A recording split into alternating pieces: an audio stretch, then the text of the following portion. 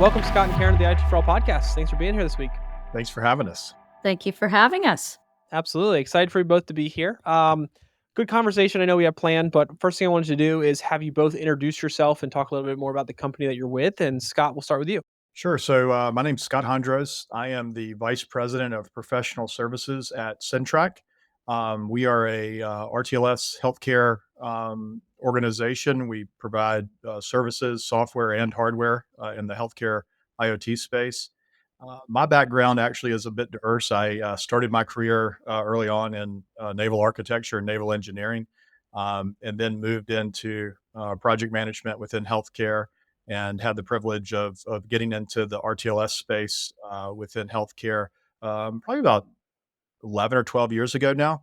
I have a background or graduate degree in healthcare administration and have really focused on my career on how to leverage technology within the healthcare space to improve efficiency, safety, and overall benefits to the organizations that we serve. So yeah, it's an exciting conversation today.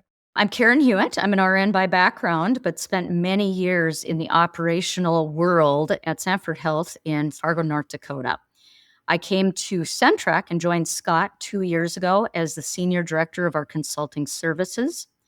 My background goes back a long, long ways and many roles in the operational world, including playing the role of Chief Information Officer for 2 years at Sanford, being a bedside nurse all the way to nursing operations, and being a point person on building a brand new hospital in Fargo, which contained many of the IoT things that we will talk about today, and a big footprint and platform of RTLS-enabled behaviors.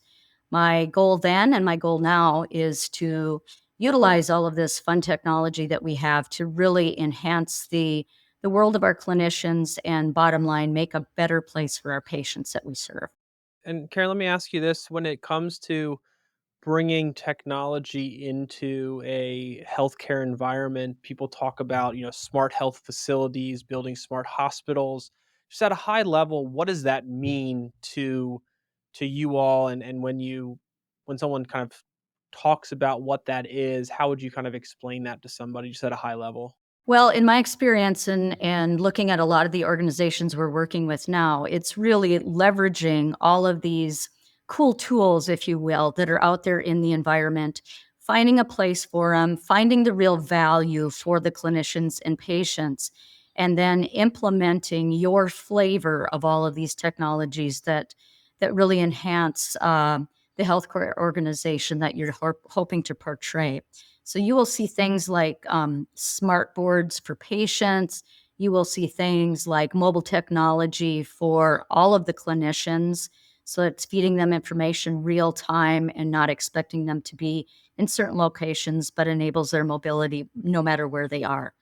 Those are just a couple of flavors, but there's many things out in the market right now that can help you define your smart organization. Scott, on your side, I know one of the leading use cases I know from we've seen is RTLS within the healthcare system. And can you just explain to our audience kind of what that means?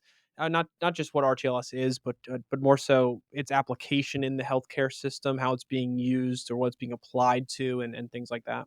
Yeah, absolutely. So, at its most basic sense, what RTLS is, or real-time locating systems within healthcare, are really an indoor GPS, for lack of a better term. And, it operates in a very similar fashion to where we are looking to understand, both as an organization that partners with our clients, but if I'm a provider for one of our organizations, it can be something as simple as we attach a unique tag onto the mobile medical equipment so that nurses and other clinicians can find the right asset when they need it to provide timely patient care.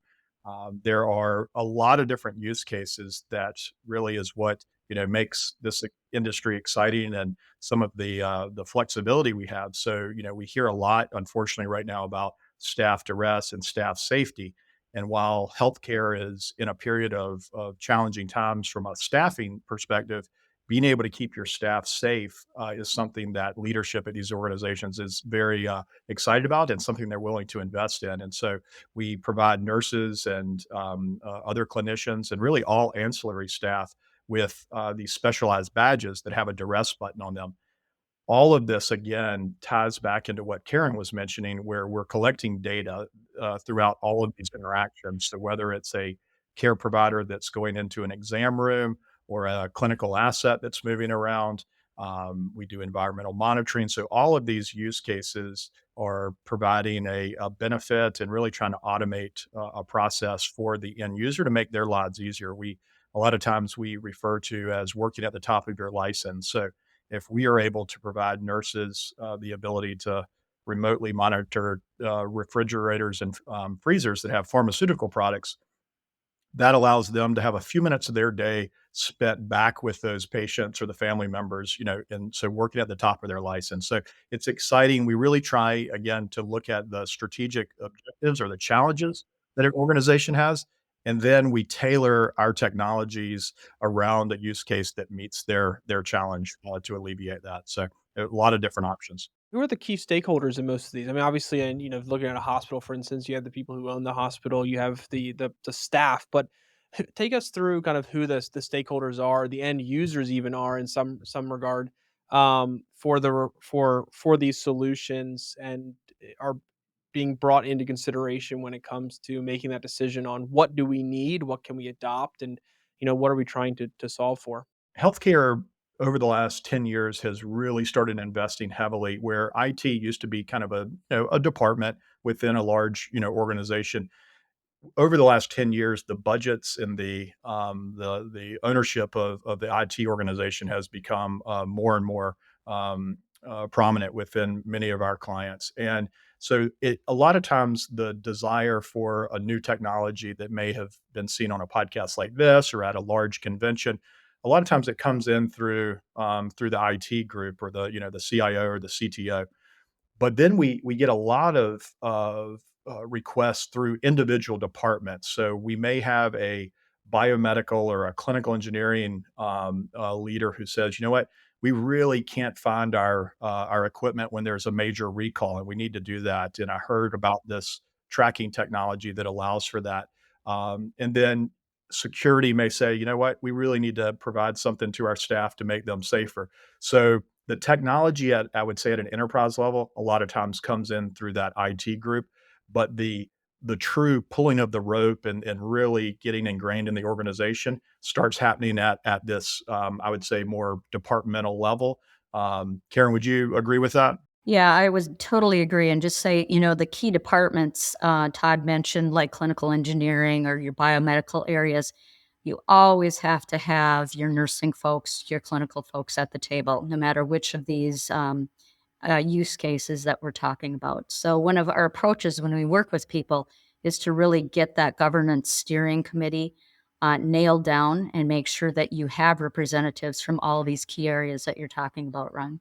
Absolutely. Yeah, I think it's regardless of industry, just that having that stakeholder involvement to it's probably even more so in a hospital or healthcare setting, bought in or understanding what needs to go into this and what's going to happen prior to the even initial deployment from a pilot standpoint is super important, because the goal obviously is to prove value and to scale. But if you don't have that buy-in, it's going to probably be a waste of time for a lot of these people. Um, which I guess brings up another question: is when you work with companies, I'm sure that's a big thing you advocate for them to have, is make sure that the team and the organization, the decision makers are bought in, as well as the end users. I mean, they're going to be the ones using this. And if they're resistant to it, then it's not going to be adopted. But how do you navigate that, or how do you kind of help organizations show or showcase or discuss that internally to get that buy-in prior to anything even being developed? Part of it starts with hiring good folks like Karen. So a lot of the folks on our team are former clinicians, or former hospital administrators or epidemiologists. And so I myself, as I mentioned earlier, I came from a very unique background into this space. So when we are able to bring a former nurse or a former hospital administrator and talk to their peers and their counterparts, about what really they understand at a very unique level that their peer is going through, it provides this level of true partnership and kind of removes that vendor client type formality, and it really becomes okay. I was a nurse. I understand the challenges of this, and I can help you navigate this. So that's been a tremendous plus for us is bringing peer to the table. Yeah, that domain experience is invaluable for sure. For Karen, let me, from your experience, working as an RN all the way through what you're doing now, what are the challenges that the healthcare environment poses to for IoT technologies when it comes to adoption? I mean, so you're talking oftentimes about large facilities, different kinds of makeups, lots of different kinds of material and textures or materials and setups from a blueprint standpoint, from a floor plan standpoint, walls and things. How do you how do you handle that? Like how do you kind of assess that, and what are those real challenges that the healthcare environment has that's unique to itself when it comes to bringing in these different technologies or choosing which technologies you need to use in order to solve these problems correctly? So I think you stated it. Every organization is different, no matter which one you're working with. And starting at the top, if you don't have that governance structure and support, you're probably not going anywhere. But once you have that, you really, really need to get engaged with all of the folks, understanding their workflows, understanding who to talk to, understanding their expectations and their reasons for doing this. We do a unique thing in our consulting world, and that's doing a kind of a deep dive assessment with our organizations and going through and understanding what really makes them tick, where they're going from a strategic standpoint, and how we're going to together make this very successful when they do an RTLS implementation. We talk about all the different use cases. We talk about when they might want to do each of those use cases, if indeed that is in their roadmap. We talk about the dollars that they will be putting towards this and the benefits that they're going to get from the implementation. So it's a very involved process. And yes, we really get to the point of understanding their business. When it comes to understanding their business, I'm sure one piece of that is the existing infrastructure and systems they have within the organization, right? So how do you navigate that when it comes to handling legacy systems, interoperability with the existing systems, with the new technologies you're bringing in? How is that evaluated? How is that thought through? How is that planned? How's that kind of approached? Again, going back and understanding where they are today and where they fit with their roadmap of their direction. They might be upgrading their wireless infrastructure, their networks, et cetera. They might be moving to different applications that we need to consider the interoperability, like you say. Depending on our use cases that they want to implement, we're going to want integration with, for example, their EHR systems or their CMMS clinical engineering systems that's feeding us information as well. As I mentioned earlier, with the IT investment that a lot of these organizations are making, being outside of their physical towers and buildings, the IT systems that many of the organizations that we work with, it's their largest budget line items, and so being able to show that this isn't a system that is simply going to be yet another application to manage, but as Karen alluded to, the magic is figuring out where we can automate existing manual processes and what those integration points are. And so if it's, being able to monitor the par levels in an equipment room and automatically, send an order request, those types of things are where the technical side of the healthcare organization can say, okay, this is going to be a benefit to an existing investment we've already made. But it is, there a lot of these organizations have very unique physical infrastructures or physical architecture and engineering layouts, and so we have in our world we have implementation and engineers who actually go and survey the site to get a good understanding and to really understand the infrastructure placements that's needed. As I'm sure you're familiar with, Ryan, Bluetooth is a big, word in the industry right now, but within healthcare, to really do some of the locating accuracy that we need room level locating. We need to be able to understand if Karen's in exam room 1 and Ryan's in exam room 2. And right now, there's very few technologies that are able to do that room level locating. And at CenTrak, we're proud to have one of those. So it's definitely depends on which use case you're deploying to really what technology you need to marry that with. Let me ask you, kind of as we wrap up here, for people out there listening and kind of curious on how to go about the adoption process. Can you just take us through what companies need to be doing or how companies can go about adopting an RTLS system for their business or healthcare environment in general, like how to assess the needs and the pain points, how to kind of put a plan together to get to hopefully success in the pilot stages to grow and scale and then see that ROI beyond that. Like what are those, what does that process look like, or what advice do you have for companies looking to kind of go down that path? You need to really partner with an organization that is not simply trying to maybe get the lowest quote in front of you. And we have a method that we internally refer to as crawl, walk, run. And we say that, a little bit tongue in cheek, but with a lot of reality baked into it. When you start working with humans and patients and families, you are at a level of criticality within a healthcare system that is, what we call mission critical. And so that's not something you really want to just, go, running into a 1,000 bed hospital and try and deploy day one. And so if you really, take we do an assessment to really understand where are your pain points? What is the organization, not just at the executive level, but what are your boots on the ground resources feeling within the organization are pain points and challenges to them doing their jobs effectively? And so when we kind of package that up and then align it to various technology offerings that we have, that's really where the magic happens. And we put together a strategy that's not just, the upfront initial investment, but we look at, okay, we understand an organization of this size. We have very smart people on our team who look at predictive ROI. And healthcare is in a challenging time financially. It's a very tight time coming out of COVID, and so when we are predicting ROI, we need to be able to really feel confident with ourselves and with the client on being able to achieve that as we navigate, some of these, very large, complex deployment rollouts. So that's that would be my opinion. I was just tagging on to what you were saying there, Scott, and putting myself back in my role when I used to work at an operational hospital.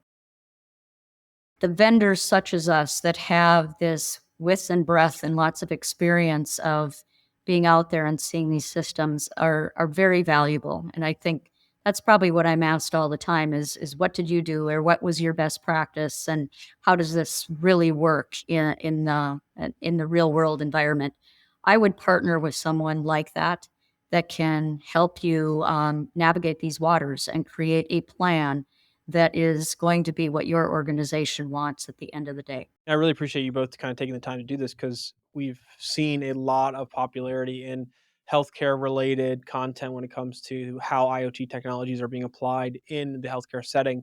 So be able to kind of dive in further about its true applications and how companies or hospitals themselves are seeing, or healthcare facilities are seeing success with the adoption of these smart technologies, not just with the safety side, as you mentioned, but also the medical device tracking and being able to run a hospital even more efficiently is fantastic.